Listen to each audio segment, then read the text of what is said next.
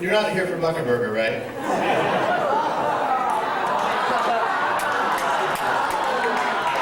My best audience. It's great to see such a wonderful turnout for our premiere performance of FastBreak. We have had an incredible time putting this show together, and I want to just say thank you to all of you for your love and your support and your patience and encouragement. You saw we still have some auction remnants, and the auction was hugely successful because of your support, and just this whole year preparing for this trip has been incredibly successful because of you.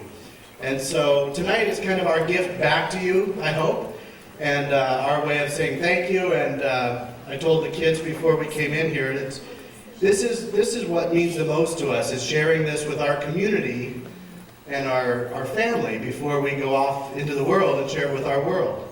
And so we want to say thank you to you for all you've done. I know it's required a bit of patience on the part of some families, as we've had long rehearsals and lots of rehearsals, and hopefully you'll see the results tonight. It's been a real journey of faith for us as we've tried to delve into what it means to be followers of Jesus, and what it means to be part of a community of faith. And I hope you feel that you're brought in as a part of that journey, and that you feel uplifted and inspired as we have been in doing this show. So thanks for being here. We leave in 4 days for United Kingdom, and we're excited.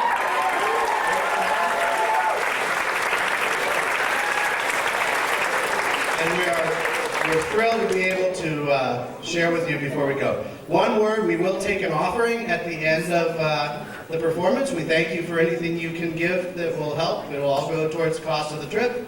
And other than that, I think we're ready to go, right? Yeah, all right.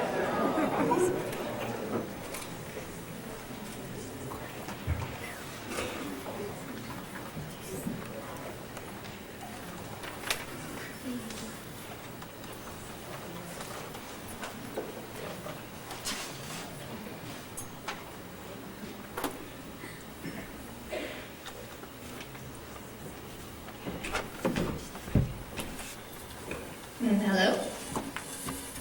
Hi. What's up? Alright, to be honest with you, I really have no idea why you're here. If you're expecting some great revelation or something dramatic to happen, I'm afraid you're gonna be sadly disappointed. It's just me and my life. That's it. Okay, you didn't bolt for the door. Fine, suit yourselves. It's just that it really could be pretty dull. I mean, honestly, it could be any of you up here, there in your life for all to see.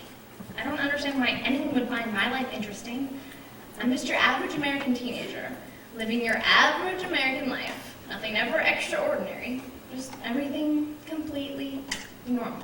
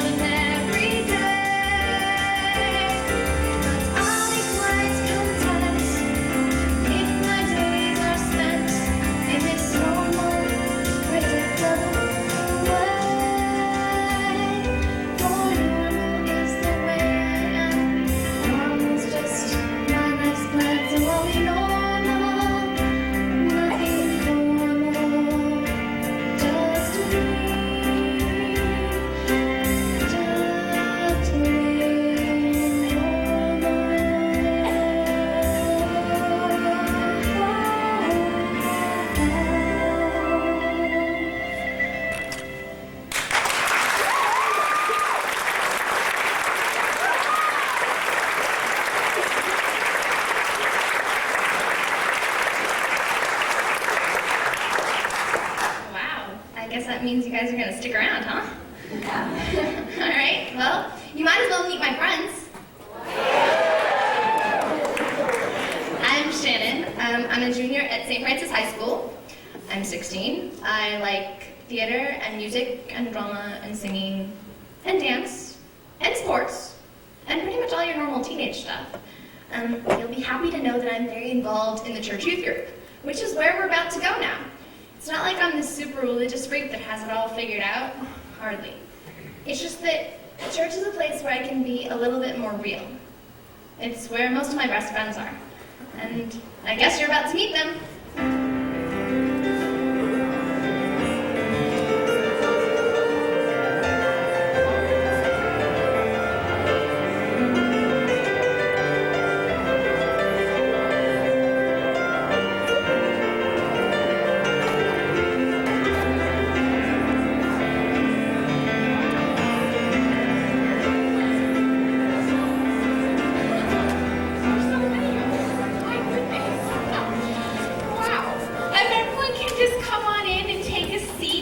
Just great. Wow. I guess some of you can sit on the floor. Okay. So, as you remember last week, we were doing our series on the life of Jesus, and we're gonna finish that up this week. We're gonna finish that up with doing a study on John 21, the last of the recorded appearances to the disciples after his resurrection. But of course, everyone knew that after reading last week. Now then, who would like to read from this exciting and inspiring passage for us? Anyone? Anybody? Anyone? Very well then, I'll read it for us. Close your eyes and imagine you're there as I'm reading the passage. After this, Jesus appeared once more to the disciples at Lake Tiberias. This is how it happened. Simon Peter, Thomas called the twin. If I close my eyes, I'll go someplace else. Yeah, like Dreamland. This is super boring. No kidding. Why in the world would you think we care about this stuff? I mean, it's irrelevant. Really. Somebody needs to tell us. It's time to know. Look, I'm not going to tell her. You tell her. I'm not going to tell her. You tell her. It's your brilliant idea anyway. Oh, yeah? Yeah. Best out of 3. Well, I don't think she'd take it the right way. Well, she needs to know. This stuff is ridiculous, boring, and irrelevant.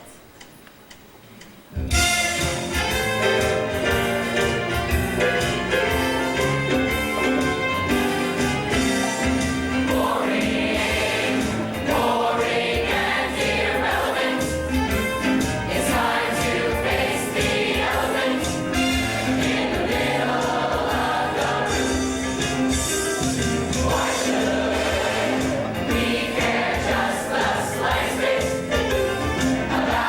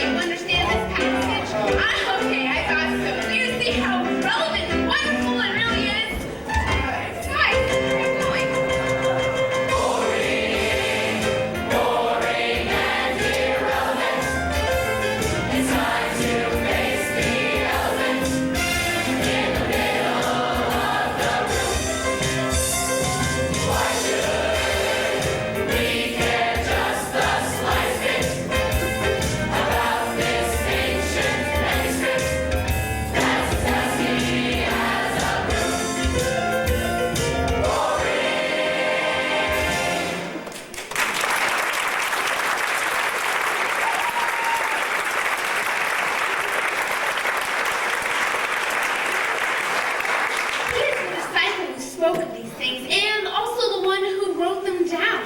And we know his testimony to be true. But there are so many other things that Jesus did. I suppose if everyone were written down, that the whole world could not contain all the books that would be written. Okay. Who can tell me what this passage of scripture means to you today in your daily lives? Anyone? Brandon! Why don't you share with us? I think it means we're finally done studying the life of Jesus. Next week we can have some fun. How about a game night? How about a movie night? Let's go bowling. Okay, I get it.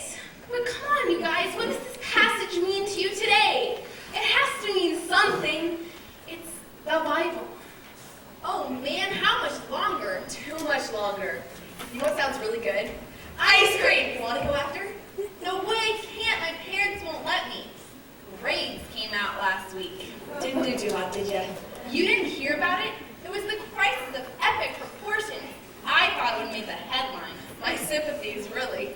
Hey, why can't we talk about things like that in your group? How to survive the wrath of parents? Or using God to get better grades. Now that would be a message that would have relevance to my life. Does anyone else have any ideas? Hey, I know. How do you suppose the disciples first responded when they saw Jesus there on the beach, telling them to cast their nets onto the other side? Anyone?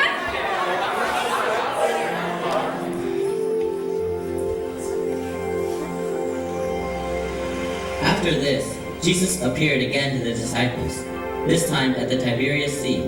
This is how he did it. Simon Peter, Thomas, Nathanael from Cana in Galilee, the brothers Zebedee, and 2 other disciples were together.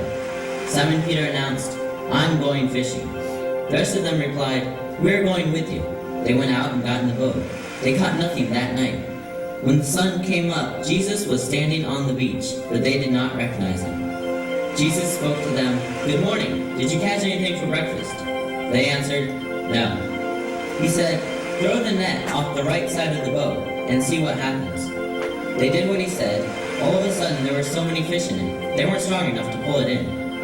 Then, the disciple Jesus loved said to Peter, "It's the Master." When Simon Peter realized it was the Master, he threw on some clothes, for he was stripped for work, and dove into the sea. The other disciples came in by boat, for they weren't far from land, 100 yards or so, pulling along the net full of fish. When they got out of the boat, they saw a fire laid, with fish and bread cooking on it. Jesus said, "Bring some of the fish you've just caught." Simon Peter joined them and pulled the net to shore. 153 big fish. And even with all those fish, the net didn't rip. Jesus said, "Breakfast is ready."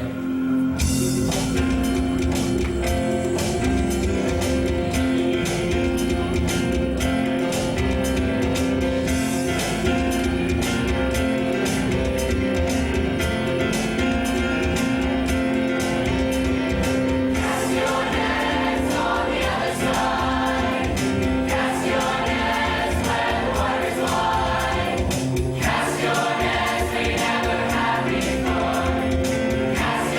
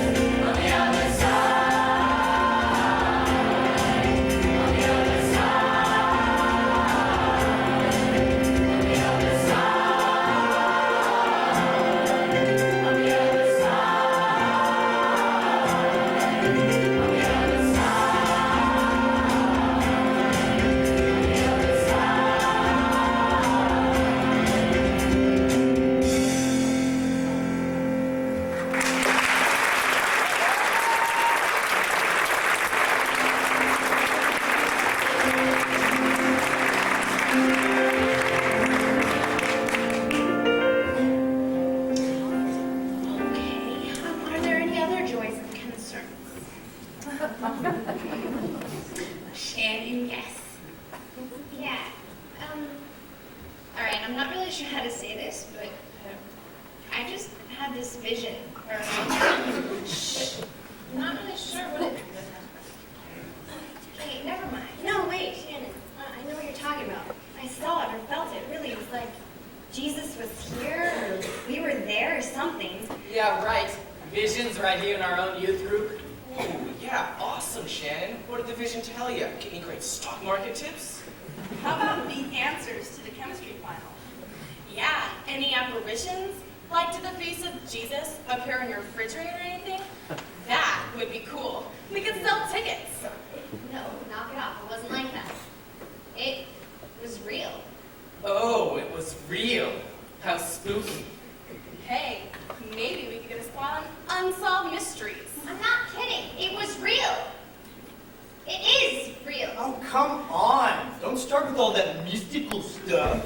Start enough dealing with the real world. This is the real world. This happened in the real world.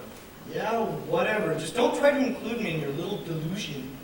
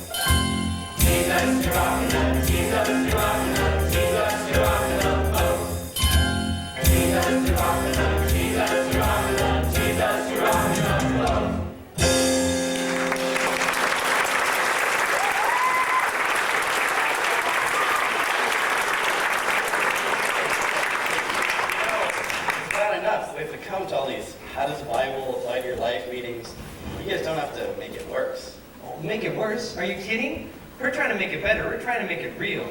Dude, get off of it. Are you guys for real? Yeah, what happened to you? You used to make fun of this stuff more than anybody else. Like Molly a couple weeks ago, he said if I wanted to save people, I would become a lifeguard. So why does the vision stuff all of a sudden? What's the punchline, guys? There is no punchline.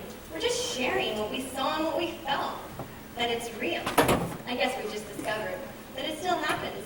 Jesus still calls to us. Oh no, I never figured it would have happened to you. Watch out, guys! There's some Jesus freaks in the house!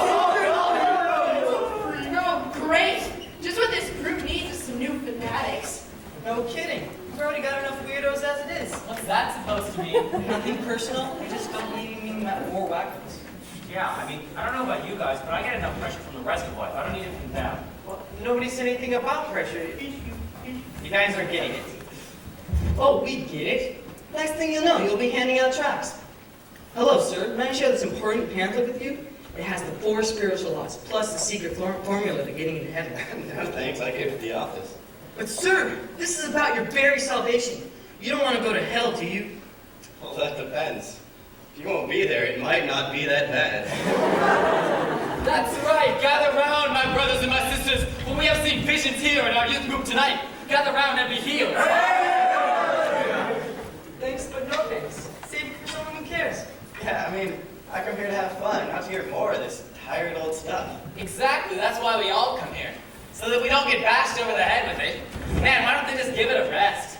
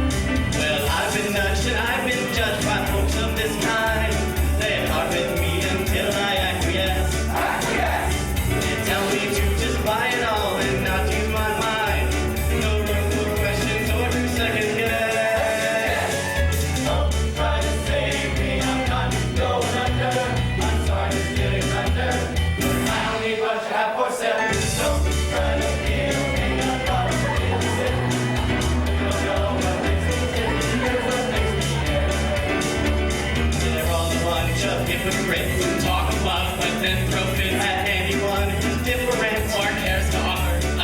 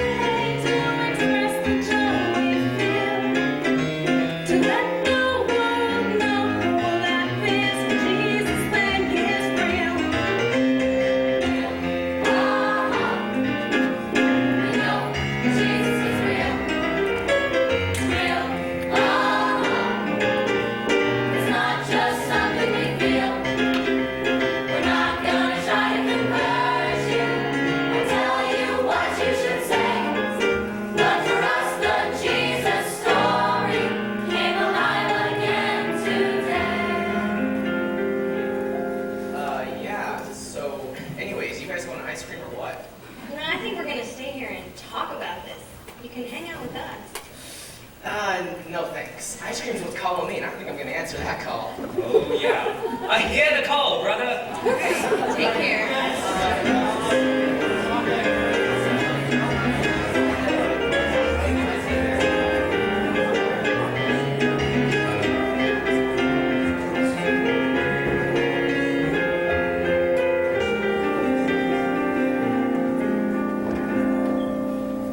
Alright guys, so what do you think all this means? Yeah, I mean, we saw this vision or felt this presence or whatever. What are we supposed to do about it? Well, I'm not really sure it means anything, you know? So we got caught up in some cosmic things. Next week we'll be back to normal, right? No, we can't let that happen. I mean, come on, you guys, you all felt it, right? Well, yeah, but I mean, what was it? It was like we were there, part of the story. Or like Jesus was here, joining us in our group. But what does that mean? You know those guys are right. We don't want to sound like those freaks going around school trying to save everybody. I mean, that's not who we are. Yeah, I'm not going to start preaching trying to convert people. No, you're right. It's not what this is about. It's something different. But what? It's about trying to see Jesus in our lives and in other people's lives, in the situations we face every day. Yeah, that sounds great, but how do we do it? I mean, you and I both know that seeing Jesus isn't normal. It's not what people do. I mean, come on, Shannon, it's just not that clear. How are we supposed to recognize him when his own disciples didn't even recognize him at first?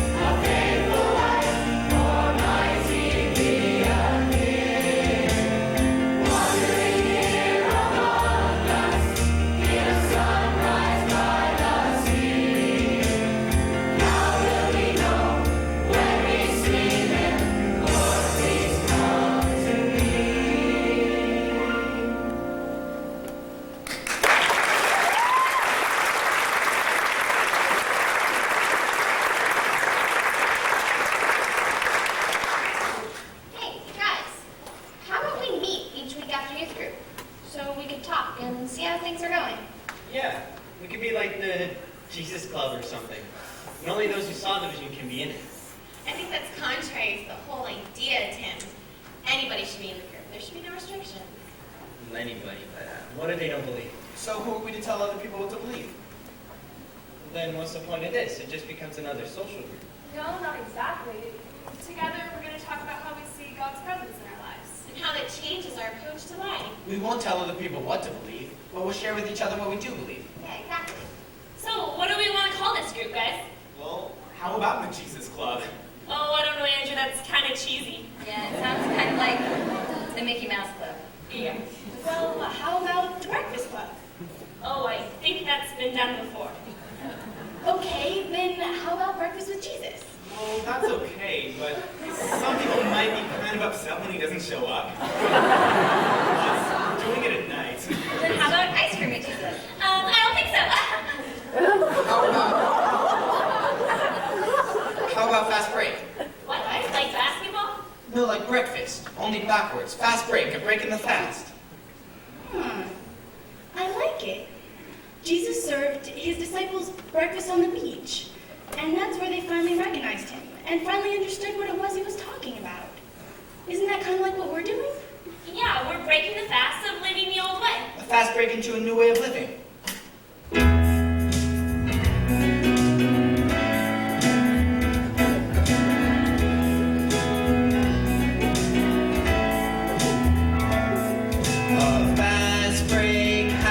When we dare to break the mold of the way that things have been, of the things we love to hold. When we break the fast of living lives devoid of love and care, and feast upon compassion's banquet made for us to share. Fast break, break fast, new life never lasts. Come together with friends.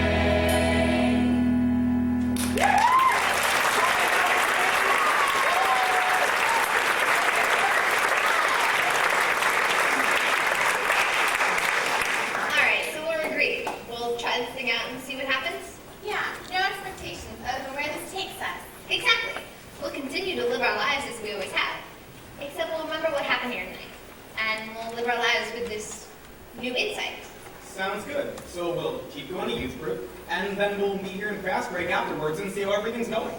Cool. Yeah. Then I guess I'll see you guys next week. Thanks.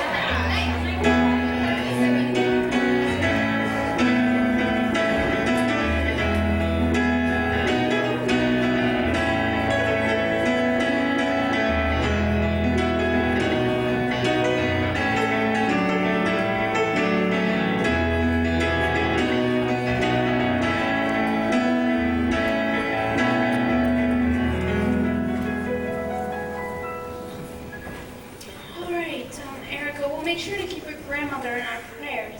That's tough. Are there any other joys and concerns? Will? Yes. Yeah, you know how everyone was talking about seeing Jesus last week? And I've been thinking about it a lot, and I just don't see it. You know, I've been coming here every week for the past year, and I come here by myself, and I sit by myself, and I go home by myself, and I don't know. It just seems that if Jesus were here, at least he would notice me.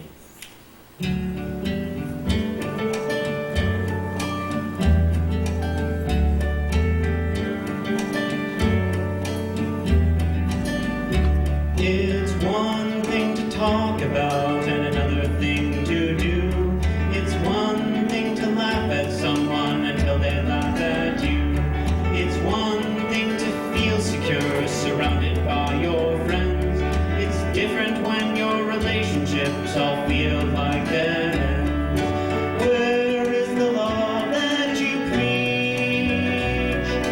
Where are the arms that will reach to a hurting world? Where are the hearts that will open up to me? Where is the love that you preach?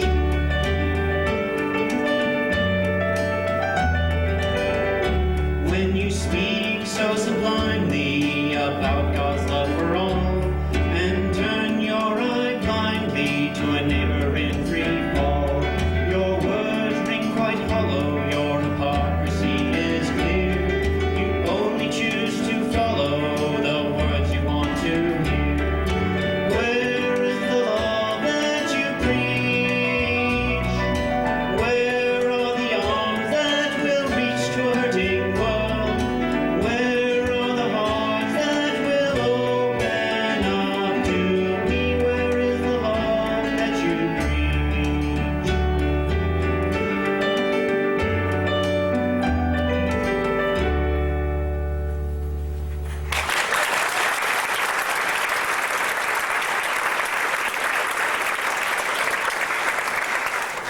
I'm so sorry. I had no idea you felt that way. You always seem so content. Yeah, I guess we should have wanted to ask, huh? It's okay. No, really, it's not. Listen, can you stay for a few minutes after the meeting's over?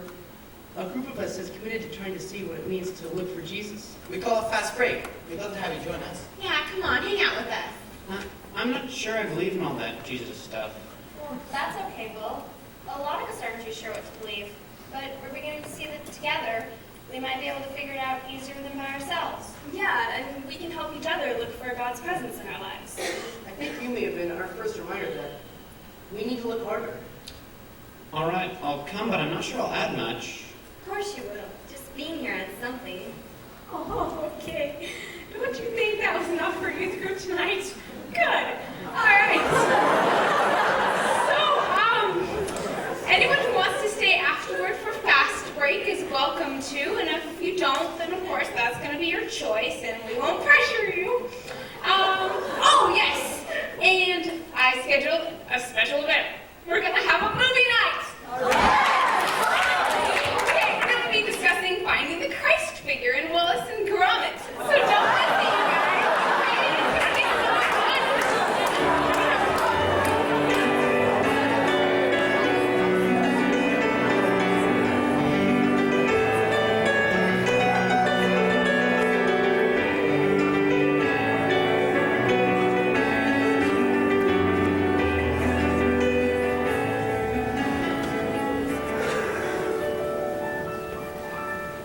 All right, so how'd this week go for everybody? Did anyone feel any different? I felt a little different, I guess. I mean, I was more aware of what I was doing anyway. Yeah, and I think I might have been a little more considerate of other people than usual. I don't know, you guys. I'm not sure if I'm getting it yet. I mean, this is more than just what would Jesus do like we talked about last year. This is living our lives knowing that Christ is a part of us. I'm just not really sure what that means. I'm not either. Me either. It's just not that clear. Well, I think the answer's in that scripture that started this whole thing, you know? Like, casting us to the other side. Doing things differently than we've done them before. I think it's more than that. I think the second part of the passage is what's important. Once they recognized Jesus, Jesus asked Peter whether Peter loves him. I think it's about living lives that reflect our love for God through our actions. I think both parts are important. It's important that we recognize Jesus in our lives. And once we do, we need to put his love into action. I guess it means we should be willing to live lives that show our love, not just talk about it.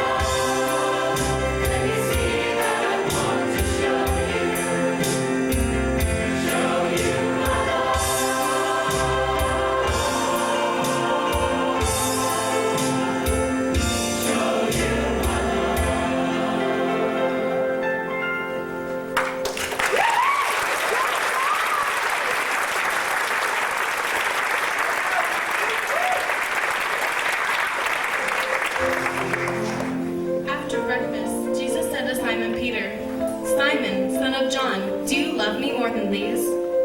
Yes, Master. You know that I love you. Jesus said, feed my sheep. Then he asked a second time, Simon, son of John, do you love me? Yes, Master. You know that I love you. Jesus said, shepherd my sheep. Then he said it a third time, Simon, son of John, do you love me? Peter was upset that Jesus asked him for the third time, do you love me? And so he answered, yes, Master. You know everything there is to know. You have to know that I love you. Jesus said, feed my sheep. Then he commanded, follow me.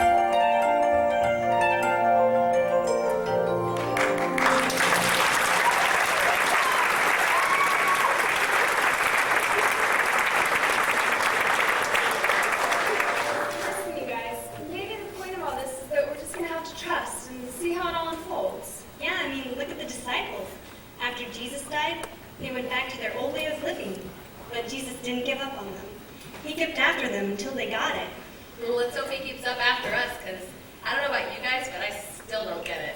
That's okay. And the point is, we experienced something here last week, and we're still trying to figure out what it means. Let's just make a promise that we won't let each other forget. And we'll try to live our lives according to at least the possibility that Jesus is present, and he wants us to show our love by feeding the sheep. And see where that takes us. Good enough? And if we do forget, we can remind each other. Let's keep it with us. Night, everybody.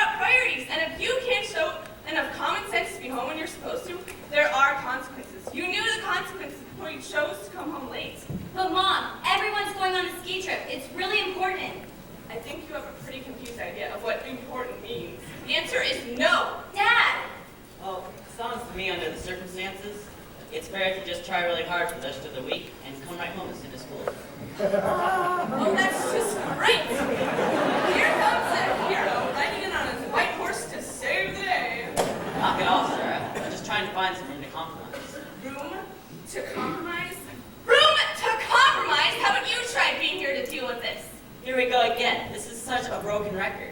If I had a nickel for every time I've heard this, I'd be Bill Gates. If I had a nickel for every time you come waltzing in here to play the hero and then not be there to pick up the pieces, I'd be the Queen of England. Well, I'm sorry, Your Majesty, that I have to be offering a living performance. Don't give me that. I work too. Somebody has to be here for the family. You're saying I'm not here for the family? You guys, cut it out. All this family ever does is fight. Stay out of this. Don't take it out on her, Sarah. You need help. Jesus!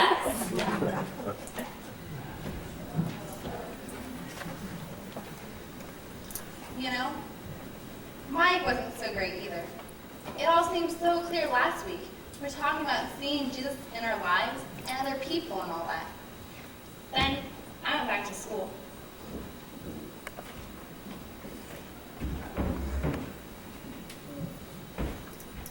Hey Katie, how's it going? It's terrible. I think I just completely bombed my chemistry test. I barely had a C- in the class as it is. I just don't get it. Well, it's not like the end of the world, it's only chemistry. Yeah, but see, it's not just chemistry. My math grade is slipping, and my parents think I need a tutor. That's not so bad. I have a Spanish tutor. It really helps. Okay, well, I guess maybe a tutor is not that bad, but I just don't see where I'm going to find all the extra time for tutors, SAT classes, and I just feel like I'm about to break. Welcome to junior year. Don't worry, this too will pass. This may pass, but I'm not going to. And my parents say if I don't bring my grades up, they'll take away all my privileges and make me take summer school. They just don't see that I'm the best that I can. That's parents for you. Hey, let me know if I can help. See you later. I don't see how anyone can help me. I'm just not as smart as they want me to be. I'm not going to be Stanford material. But that doesn't mean that I don't have something to offer, does it? Does it? Jesus!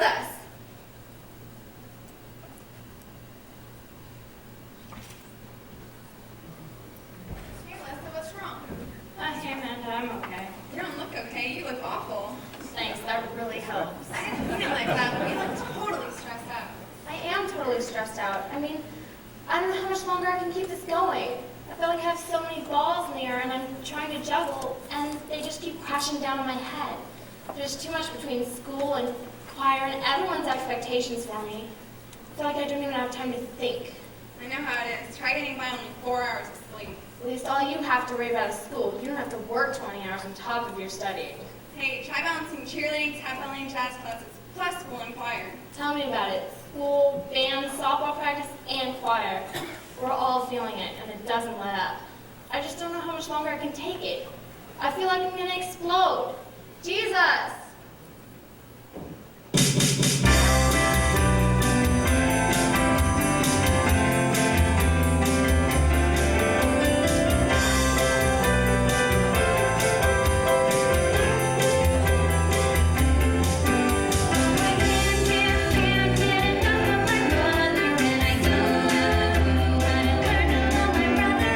Daddy doesn't care for me, or that's how it seems. He's the whole darn world, he's the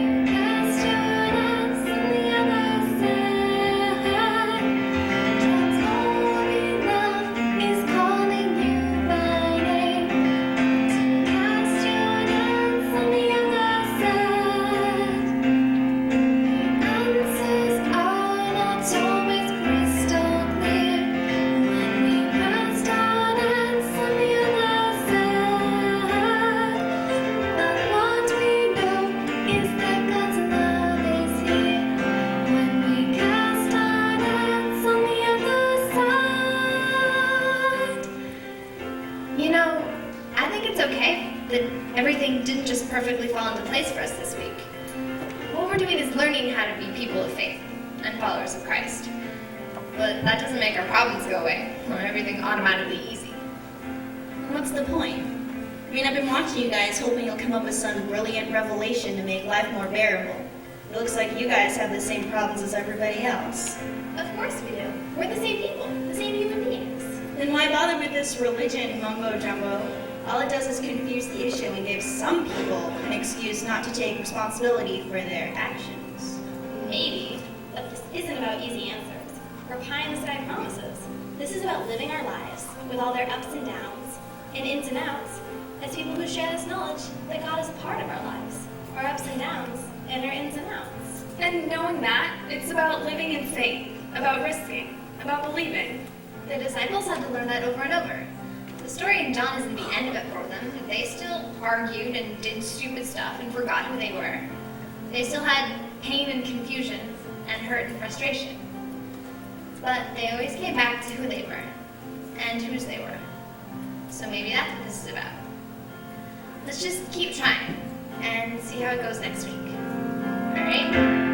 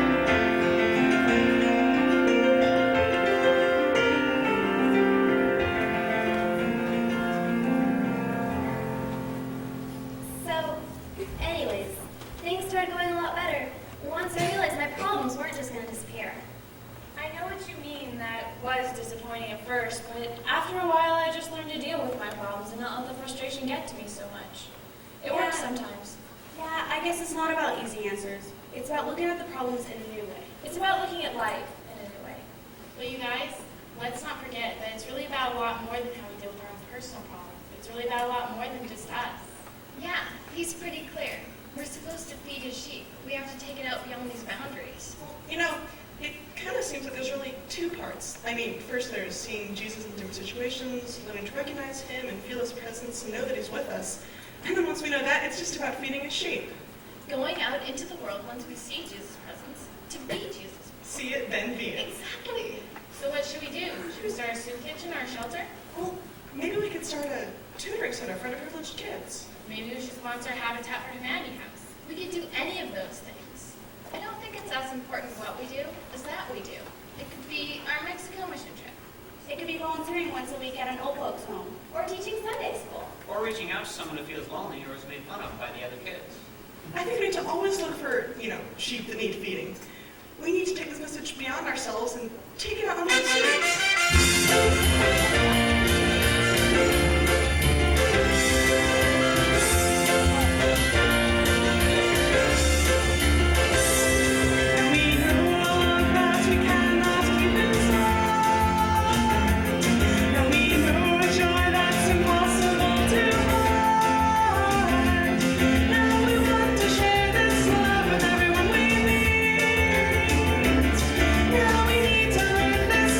Take it to the street.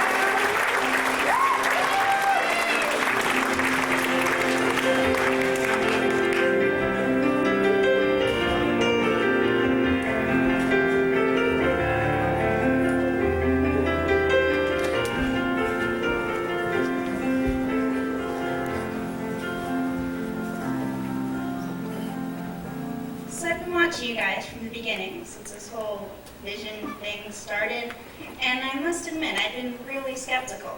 But it didn't matter to you. You listened to me and included me, and accepted me anyway. Of course we did, Em. We love you. Yeah, but this is different. I mean, I think I'm finally figuring out what this God thing's all about. Well, don't keep the rest of us in suspense. I, for one, don't understand what it means. Well, it's about gratitude. Gratitude? Yeah, you know, being thankful. Thankful that God cares enough to stay involved in our lives. Thankful that we have each other. Thankful for life. I think the other side of the boat is a sea of gratitude.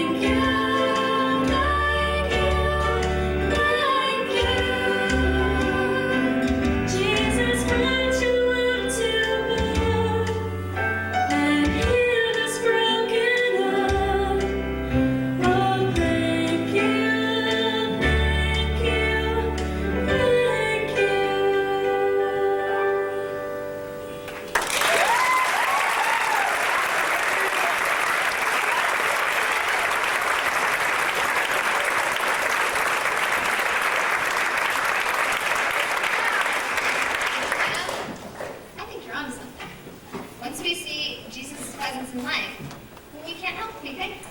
That's the key, living life with an attitude of gratitude.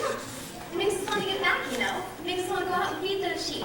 It makes us appreciate things we normally take for granted, and it makes us live with a totally different outlook. Yeah, I mean, once you start seeing God in the normal everyday things, you're filled with thanks, and that changes the way you live. And once we live with our lives full of thanksgiving for life and for each other, that's when we'll see God and we'll see Jesus.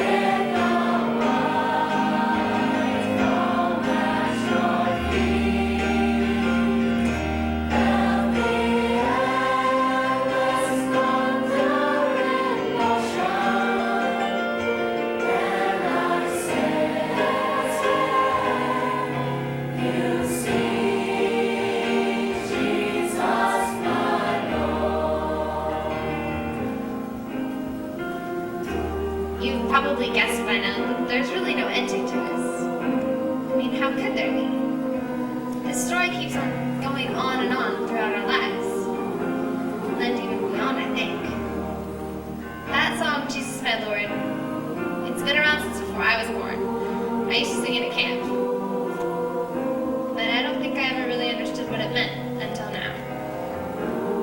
I never understood that once you see, really see, the beauty in life, in friendships, in creation. That's when you're catching a glimpse of Jesus and of God. But I'm only beginning to understand that. But you don't have to see visions to get it. After all, the vision's been here all along. Like the song says, it's in the sunset, it's in the ocean, it's in our friends and our family and our world. The vision is here. And once we see it, then we really do hear his call to cast our nets on the other side and live our lives in a whole new way and to feed the sheep of God's creation. It's a call that goes out to each of us if we'll only see it and if we'll only hear it. But the story isn't ending. It's just beginning.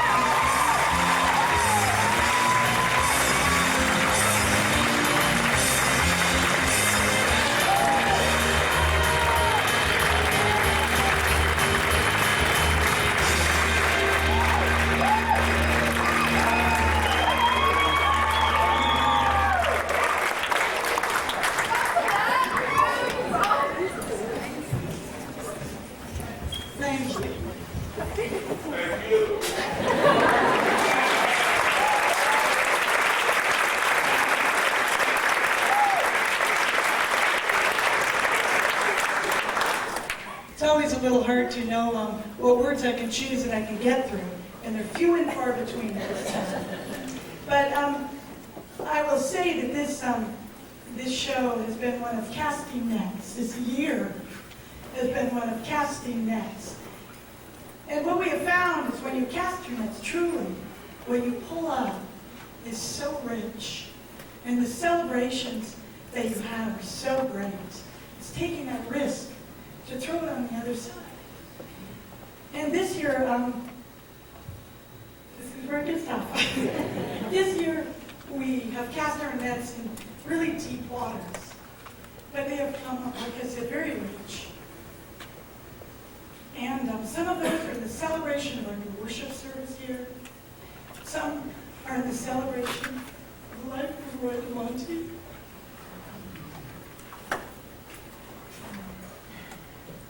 Some are in the celebration of bringing all these people who have never been in this adventure into it, to fully understand and truly understand the beginning of this journey of what Jesus Christ can mean in your lives. And boy, is it worth every time you cast the net. Every extra hour you spend, everything you do, if this is what you do it for, the net is full. And we thank you for being the first to sit at the fire with us and cook the fish, and to be a part of this miracle. And as usual, during our time when we travel, we like to celebrate in the song Starfire. And I know every time here there are always people from alumni who are here, and we ask them to come and sing with us. And we will do that after we take our offering. So thank you for coming and filling our ranks with the story of Jesus Christ.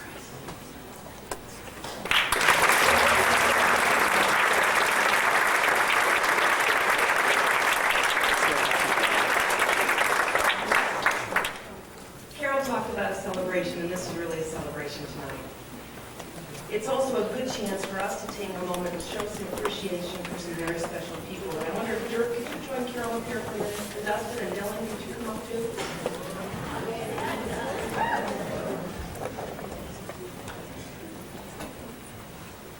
We'd like to take this opportunity to say thank you for the contribution you make to our kids' lives, the difference you make in their lives and in ours. We'd also like to thank Dustin and Dylan for sharing your mom and dad so often with so many people.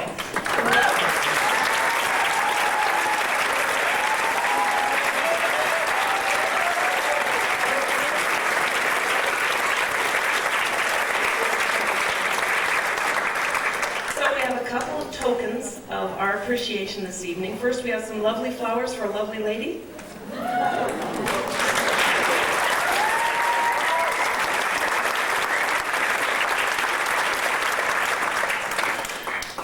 Else, you do know that Starfire families pass the hat and we raise a little money before the auction. So you were able to snag a few things at the auction, including, as I recall, the manuscript you bid against each other on.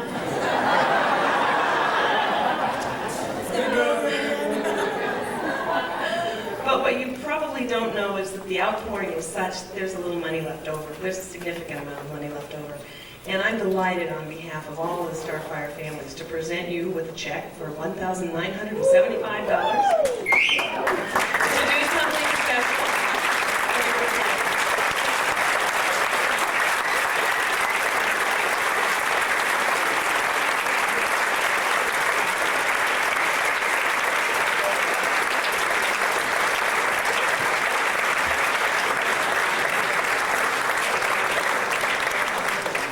We just continue to consider it an incredible honor to share your kids with you and to be a part of their lives. And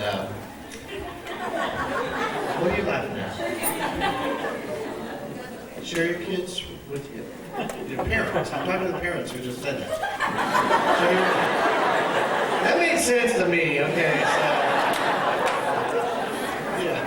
Anyway, my world, that made sense. Anyway, it's an honor to be a part of be a part of your kids' lives and to be going off to great adventures with them. So thank you so much for all of you, for your support and your love and your encouragement. And we're excited. It's going to be fun.